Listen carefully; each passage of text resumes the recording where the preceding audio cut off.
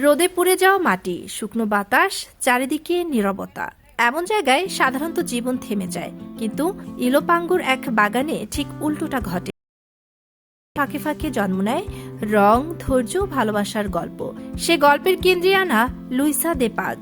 ৬৭ বছর বয়সে এসে তিনি গড়ে তুলেছেন এল সালভাদোরের সবচেয়ে বিস্ময়কর ব্যক্তিগত ক্যাকটাস বাগান। ৩ দশকের বেশি সময় ধরে ধীরে ধীরে, কোনো তাড়াহুড়ো নেই। তার বাগানে এখন প্রায় ১০,০০০ প্রজাতি, ৩০০ এরও বেশি। প্রতিটি গাছ আলাদা, প্রতিটি গাছের আলাদা স্বভাব। দৃশ্যে দেখা যায় আনা লুইসা বাগানের ভেতর দিয়ে হাঁটছেন, পায়ের নিচে শুকনো মাটি, চারপাশে কাঁটায় ভরা পানি, গাছে থেমে থেমে যত্ন, কোথাও মাটি ঠিক করা, কোথাও হালকা ছায়া দেওয়া। এই নীরব কাজই তাকে আলাদা করে চেনায়। তাই আশেপাশের মানুষ তাকে ডাকেন ক্যাকটাস কুইন নামে। এই যাত্রার শুরু ছিল একেবারেই হঠাৎ। সান সালভাদোরের কেন্দ্রে একটি ক্যাকটাস চোখে পড়ে তার।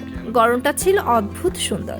অনেকে একে লিটল লাভ নেস্ট বা নিউ ইয়র্ক নামে চেনে। দোকানে তখনই একটাই ছিল, তিনি সেটাই বাড়িতে নিয়ে যান। প্রথম দেখাতেই গাছটার সঙ্গে এক ধরনের টান তৈরি হয়। কিছুদিন পর এক প্রতিবেশী সেই ক্যাকটাস দেখে প্রশংসা করেন। তিনি জানান তার কাছেও ভিন্ন প্রজাতির একটি ক্যাকটাস আছে।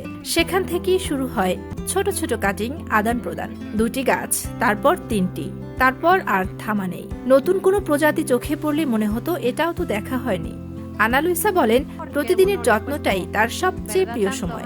সকাল বা বিকেল গাছের পাশে দাঁড়িয়ে সময় কেটে যায়।